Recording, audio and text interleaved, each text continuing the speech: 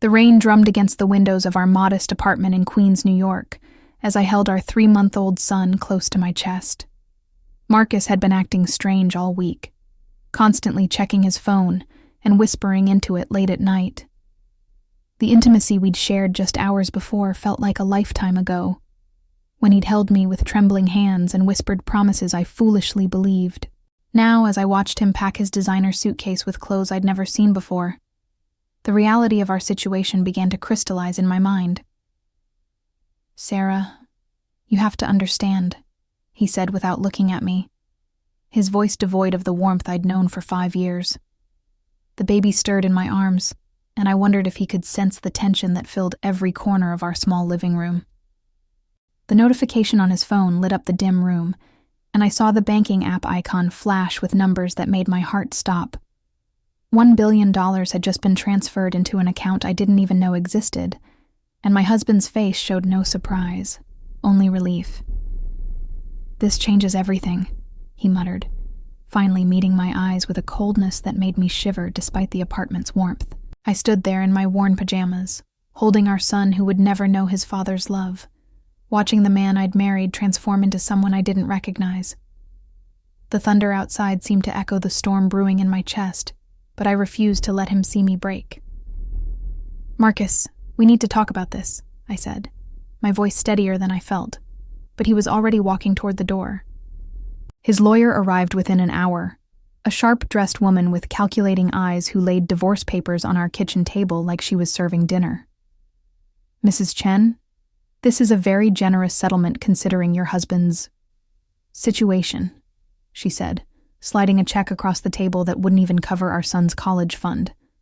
Marcus stood behind her, his hands buried in his pockets, unable to meet my gaze as our baby slept peacefully in his carrier. $20,000? I asked, my voice barely above a whisper, as I processed the insult disguised as generosity. The lawyer's smile was practiced and cold, as she explained how Marcus's sudden wealth was considered separate property, acquired after marriage through inheritance and investments. I looked at my husband, searching for any trace of the man who had sworn to love me through sickness and health, but found only a stranger counting his billions. The next morning, I sat in the cramped office of Legal Aid Services in downtown Manhattan, surrounded by other women whose stories echoed my own in different ways. Margaret Rodriguez, a seasoned attorney with kind eyes and calloused hands, listened to my story without judgment as she took notes on a yellow legal pad. "Sarah, what you're describing sounds like asset concealment, and if he knew about this money during your marriage, we have grounds to fight," she said, her voice filled with the authority of someone who'd seen countless injustices. The fluorescent lights buzzed overhead as I signed forms that would change the course of my life, my signature shaky but determined. Outside, the city hummed with the energy of 8 million people, each fighting their own battles. But I felt strangely alone despite the bustling streets. Margaret's hand on my shoulder was warm and reassuring as she promised to investigate every aspect of Marcus's sudden fortune. The investigation began immediately, and within days, Margaret's team had uncovered a web of offshore accounts and shell companies that painted a picture of premeditated deception. Marcus had been planning this for months, moving money through the Cayman Islands and Swiss banks while I changed diapers and cooked his favorite meals. He's been receiving payments from a tech company acquisition that he helped facilitate through his consulting work, Margaret explained, showing me documents that proved he'd hidden assets worth millions even before the billion-dollar windfall. The betrayal cut deeper than I'd thought possible, knowing that every kiss, every promise, every moment of intimacy had been tainted by his lies. I sat in my car outside the legal aid office, watching people walk by with their own secrets and struggles, wondering how many other women were discovering that their lives had been built on foundations of sand. The baby cried from his car seat, and I realized he was the only pure thing left in my world. Judge Patricia Williams had a reputation for being tough but fair, and as I sat in her courtroom for the first time, I understood why lawyers either loved or feared her. Her silver hair was pulled back in a neat bun, and her sharp eyes seemed to see through every lie and half-truth that crossed her bench. "Mr. Chen, I'm going to ask you directly. Did you know about these assets during your marriage?" she asked, her voice carrying the weight of 30 years on the bench. Marcus's expensive lawyer whispered frantically in his ear, but his hesitation spoke volumes to everyone in the room. The courtroom was small and intimate, with worn wooden benches and afternoon sunlight streaming through tall windows, creating an atmosphere where truth felt both sacred and inevitable. I held my breath as Judge Williams leaned forward, her gaze never leaving my husband's face, waiting for an answer that would determine my son's future. The temporary restraining order came through that afternoon, freezing all of Marcus's assets until the court could determine what belonged to whom. I watched from across the street as he stood outside his new penthouse apartment, phone pressed to his ear, his face red with anger and disbelief. "Sarah, you don't understand what you're doing," he texted me repeatedly. But I'd already blocked his number on Margaret's advice. The November wind whipped through the streets of Manhattan, carrying the scent of roasted chestnuts and exhaust fumes as I pushed my son's stroller past the building where my husband now lived in luxury.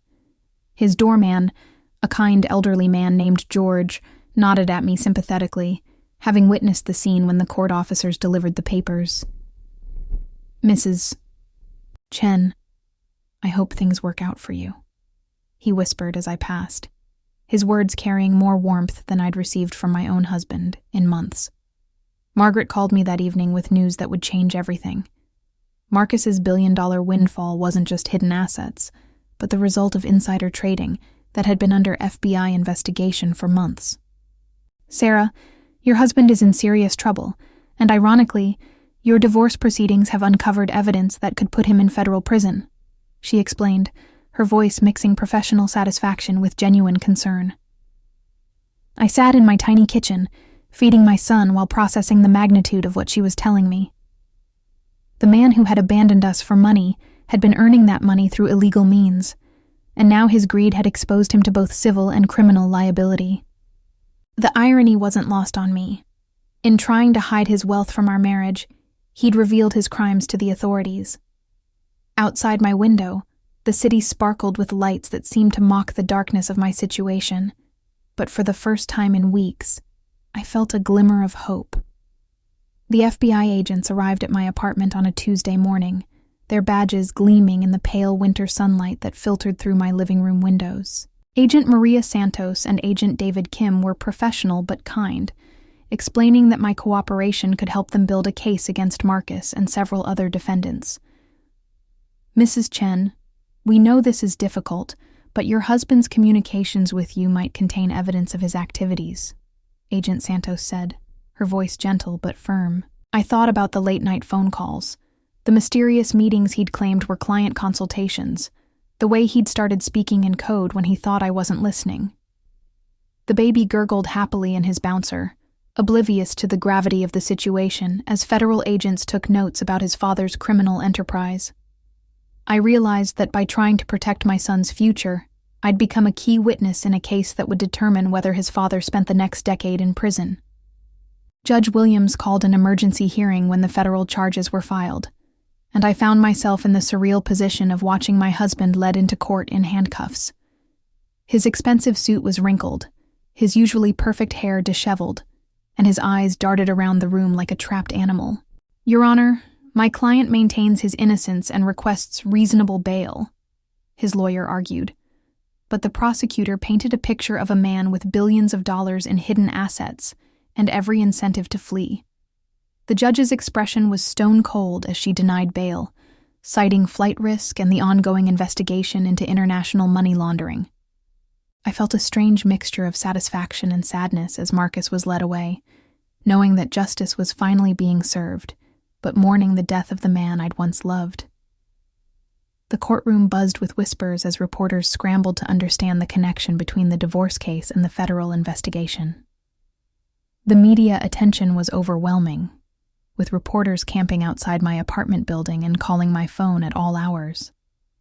"Local Mother Exposes Husband's Billion-Dollar Fraud Ring," read the headline in the New York Post, accompanied by a photo of me leaving the courthouse with my son. Margaret hired a security firm to protect us, and I found myself living like a prisoner in my own home, afraid to venture out for fear of photographers and journalists. The story had captured the public's imagination, a working mother who'd unwittingly married a white-collar criminal and then helped bring him to justice. Social media exploded with support for my case, with hashtags like "Our Justice for Sarah" trending nationwide, but the attention felt suffocating rather than supportive. I just wanted to raise my son in peace, but I'd become the unwilling face of a legal battle that was bigger than any of us had imagined. My mother flew in from San Francisco to help with the baby, her presence a comfort in the chaos that my life had become. "Sarah, I never trusted that man," she said as she rocked her grandson to sleep, her voice carrying the wisdom of someone who'd seen her daughter make mistakes before. We sat in my living room, watching the news coverage of Marcus's case, while my son slept peacefully in his crib, protected from the storm that raged around us. "Mom, I just want this to be over," I whispered, feeling the weight of months of stress and uncertainty pressing down on my shoulders. She pulled me close, her familiar scent of lavender and strength reminding me that I wasn't alone in this fight. Outside, the city continued its relentless pace, but inside our small apartment, we created a bubble of safety and love that no amount of money could buy. The federal trial began in January, and I found myself testifying about the intimate details of my marriage in front of a packed courtroom. The prosecutor, Assistant U.S. Attorney Jennifer Walsh, guided me through Marcus's suspicious behavior with the skill of someone who'd prosecuted dozens of financial crimes. "Mrs. Chen, did your husband ever discuss his work with Nexus Technologies?" she asked, referring to the company at the center of the insider trading scheme. I remembered the dinner conversations where Marcus had casually mentioned stock tips and merger rumors, moments that had seemed innocent at the time, but now took on sinister meaning. The defense attorney's cross-examination was brutal, trying to paint me as a vengeful ex-wife seeking to destroy her husband, but I held my ground, focusing on the truth rather than the emotions. Judge Williams maintained strict order in her courtroom, but I could feel the weight of every gaze as I testified about the night Marcus received his billion-dollar windfall. The evidence against Marcus was overwhelming. Recorded phone calls, email communications, and financial records that traced every illegal transaction back to his consulting firm.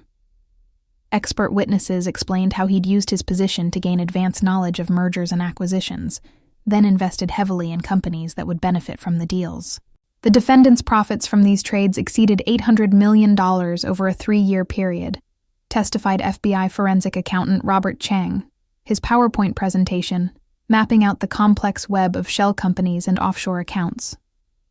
I watched from the gallery as Marcus's defense crumbled, his lawyers unable to explain away the mountain of evidence that painted him as the mastermind of one of the largest insider trading schemes in U.S. history. The jury listened intently, their faces showing a mixture of fascination and disgust as they learned about the lengths to which Marcus had gone to hide his crimes. The civil divorce case proceeded parallel to the criminal trial, with Judge Williams overseeing both proceedings with remarkable efficiency. Margaret argued that Marcus's entire fortune was marital property, since he'd earned it through crimes committed during our marriage using resources and information gained through his work. "Your Honor, the defendant used marital assets to fund his illegal activities, making every dollar of profit subject to equitable distribution," she argued, her voice carrying the confidence of someone who'd researched every precedent. Marcus's civil attorney, a different lawyer from his criminal defense team, tried to argue that the proceeds of crime couldn't be considered marital property, but Judge Williams wasn't buying it. "Mr. Chen, you can't profit from your own criminal behavior and then claim those profits are separate property," she said, her tone making it clear that she'd seen every trick in the book. The key moment came when Judge Williams called Marcus's criminal defense attorney to clarify the relationship between the two cases. "Counselor, is your client prepared to admit that he used marital resources to commit these crimes?" she asked, her question cutting to the heart of the matter. The lawyer's hesitation was answer enough, and I watched as Marcus's face went pale with the realization that his criminal case was about to destroy his civil case. The judge's chambers conference lasted 3 hours, and when they emerged, Marcus looked like he'd aged 10 years in a single afternoon. Margaret squeezed my hand as Judge Williams announced that she would be issuing a comprehensive ruling on asset distribution within the week. The baby stirred in my arms, and I realized that his future was about to be decided by 12 jurors and one very determined judge. The criminal jury reached their verdict after just 6 hours of deliberation. Guilty on all counts of securities fraud, conspiracy, and money laundering. Marcus's reaction was immediate and visceral. He collapsed into his chair as the foreman read each guilty verdict, his billion-dollar empire crumbling around him. The defendant will remain in custody pending sentencing, Judge Williams announced, her voice carrying the authority of the law that Marcus had tried so hard to circumvent. I felt a strange sense of closure as he was led away in handcuffs, knowing that justice had been served, but also mourning the death of the dreams we'd once shared. The courtroom erupted in a mix of cheers and gasps as reporters rushed to file their stories. But I sat quietly, holding my son and thinking about the long road that had led us to this moment. The sentencing hearing was scheduled for the following month, but Judge Williams had already made her decision about our divorce case. Mrs. Chen, after careful consideration of all evidence presented, I find that the defendant's criminal activities were funded with marital assets and conducted during the marriage, she announced, her words carrying the weight of legal precedent. Therefore, all assets acquired through these illegal activities are subject to equitable distribution. The amount was staggering. $1.2 billion would be divided equally between Marcus and me, with additional provisions for child support and my legal fees. I sat in stunned silence as Margaret explained that I would receive $600 million, making me one of the wealthiest women in America overnight. The irony wasn't lost on me. Marcus's attempt to hide his wealth had resulted in him losing half of everything he'd stolen. The logistics of managing $600 million were overwhelming, and I found myself surrounded by financial advisors, tax attorneys, and wealth management specialists who spoke in a language I was still learning. Mrs. Chen, the first priority is establishing proper legal structures to protect your assets, explained Patricia Morgan, a senior partner at Goldman Sachs who'd been recommended by Margaret. My tiny apartment in Queens felt absurd as the staging ground for managing a fortune that most people couldn't even comprehend. The baby's nursery was now protected by a security system that cost more than most people's cars, and I had to learn to live with bodyguards who followed me to the grocery store. I just want to be a good mother, I told Patricia during one of our planning sessions, feeling overwhelmed by the responsibility of managing wealth that could feed thousands of families. The media attention intensified after the sentencing, with Marcus receiving 25 years in federal prison and a $2 billion fine that would ensure he'd never profit from his crimes. "Billion-dollar fraud scheme exposed by brave mother," read the cover story in Time magazine, which featured a photo of me holding my son outside the courthouse. I hired a public relations firm to help manage the attention, but I was careful to maintain my privacy and protect my son from the spotlight. The story had captured the public's imagination because it represented justice for the little person, the working mother who'd stood up to a corrupt system and won. Speaking requests poured in from universities, women's organizations, and business conferences, all wanting to hear about my journey from abandoned wife to reluctant billionaire. I accepted a few carefully selected opportunities, always focusing on the importance of standing up for what's right, rather than celebrating the wealth that had resulted from my husband's crimes. I established the Marcus Chen Justice Foundation 6 months after the trial, dedicating $100 million to helping victims of financial fraud and supporting legal aid organizations that helped women like me. Margaret Rodriguez became the foundation's first director, her experience and passion making her the perfect choice to lead our mission. "Sarah, this foundation will help thousands of women who don't have the resources to fight back against financial abuse," she told me during the ribbon-cutting ceremony at our new headquarters in Manhattan. The irony of using Marcus's name for a foundation dedicated to justice wasn't lost on anyone, but I felt it was important to transform his legacy of crime into something positive. The baby, now toddling around our new penthouse apartment, would grow up knowing that his father's crimes had been turned into a force for good in the world. My son's first birthday party was a small affair, held in our new apartment with family and close friends who'd supported us through the darkest days. Margaret's children played with my son while we watched the sunset over Central Park, the city spreading out below us like a glittering carpet of possibilities.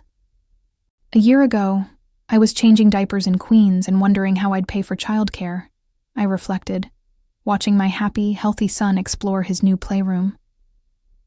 My mother sat beside me, her presence a constant reminder of the strength that had carried our family through generations of challenges. "Your father would be so proud," she whispered, referring to the man who'd taught me that integrity was more valuable than money. The party was simple, but meaningful, celebrating not just my son's birthday, but our survival and transformation through the most difficult year of our lives.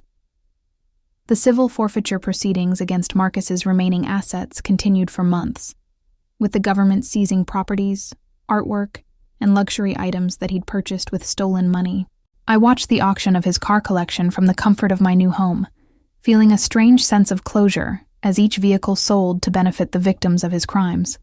The defendant's 2023 Ferrari sold for $400,000, with proceeds going to the restitution fund, reported the auctioneer, his voice echoing through the warehouse where Marcus had once stored his toys. I thought about the nights he'd spent in that garage, polishing cars he'd bought with other people's money, while I struggled to buy groceries for our family. The government's efficiency in tracking down and selling his assets was impressive, but it couldn't undo the damage he'd done to investors, employees, and the trust of everyone who'd believed in him. Judge Williams called me into her chambers for a private meeting a year after the trial, her demeanor warmer than I'd ever seen in the courtroom. "Sarah, I want you to know that your courage in pursuing this case has led to reforms that will help prevent this kind of fraud in the future," she said, referring to new regulations that required better disclosure of consultant relationships in merger transactions. Her office was filled with law books and family photos, reminders of the human side of justice that I'd come to appreciate.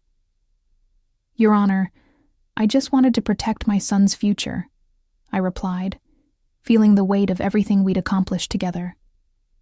She smiled, her eyes crinkling with warmth, as she explained that my case had become a landmark in both criminal and family law, studied in law schools across the country. "You've shown that the justice system can work for ordinary people when they have the courage to use it," she said, her words carrying the weight of someone who'd spent her career fighting for fairness. 2 years after the trial, I stood in the boardroom of the Justice Foundation, looking out at the Manhattan skyline where my husband had once conducted his illegal business. The foundation had grown beyond my wildest dreams, with offices in 12 cities and a staff of dedicated professionals who shared my commitment to fighting financial fraud. This quarter, we've helped 847 victims recover over $23 million in stolen assets, reported our legal director, a brilliant young woman named Jessica Park, who joined us fresh from Harvard Law School. The numbers were impressive, but I was more proud of the individual stories. Single mothers who'd recovered their life savings, elderly couples who'd gotten their retirement funds back, small business owners who'd been made whole after being defrauded by their partners. Each victory reminded me why I'd chosen to transform my painful experience into something positive for others. My son, now 3 years old, had grown into a curious and happy child who brought joy to everyone he met. He played in the foundation's daycare center while I worked, surrounded by the children of our employees who'd created a supportive community around our mission. "Mama, why do you help people?" he asked one afternoon, his innocent question cutting to the heart of everything we'd built. I knelt down to his level, looking into eyes that reminded me of the good parts of his father, and explained that helping others was the most important thing we could do with our lives. The foundation's success had brought speaking opportunities around the world, but I was most proud of the quiet moments when victims called to thank us for restoring their faith in justice. My son would grow up understanding that wealth came with responsibility, and that our family's story was really about the power of standing up for what's right. The legal reforms inspired by my case had been signed into law, requiring companies to disclose consultant relationships that could create conflicts of interest in merger transactions. I testified before Congress about the need for stronger oversight of the financial industry, my voice carrying the authority of someone who'd seen the devastating impact of unchecked greed. Honorable members of Congress, My husband's crimes were possible because the system allowed consultants to profit from inside information without adequate disclosure, I explained, my statement backed by hundreds of pages of evidence from our case. The hearing room was packed with reporters and lobbyists, but I focused on the faces of the representatives who had the power to prevent future victims. Senator Elizabeth Warren thanked me afterward, her words carrying the weight of someone who'd spent her career fighting for financial justice.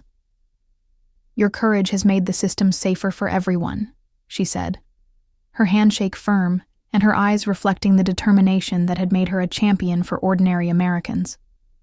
Marcus's appeals had been exhausted, and he was serving his sentence at a federal prison in upstate New York. I received occasional letters from him, mostly apologies and requests to see our son, but I'd decided that our child deserved to grow up free from the shadow of his father's crimes.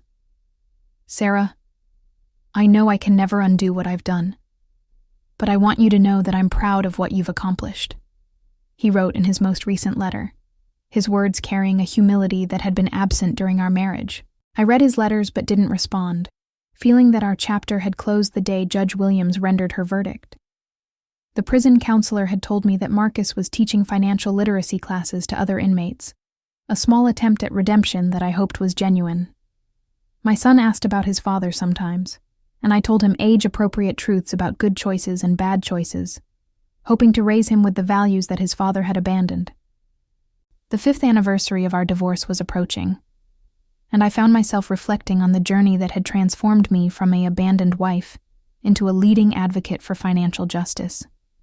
The penthouse apartment had become a home filled with laughter and love, its walls decorated with my son's artwork and photos of the families we'd helped through the foundation.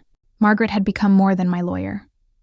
She was my closest friend and the godmother to my son, her wisdom and strength continuing to guide me through the challenges of managing wealth and responsibility. "Sarah, do you ever regret pursuing the case?" she asked during one of our regular dinners, her question reflecting the complexity of our shared journey. I thought about the answer as I watched my son play with his blocks, building towers that reached toward the sky with the same determination that had carried us through the darkest days. The judge who'd changed everything retired that spring, and I attended the ceremony honoring her 35 years of service to justice.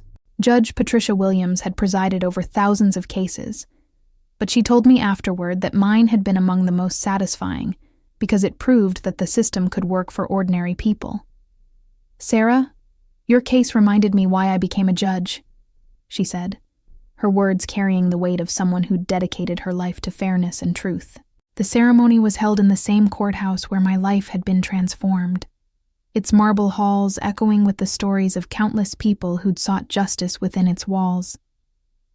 I held my son's hand as we walked through the building, pointing out the courtroom where his mother had learned to be brave.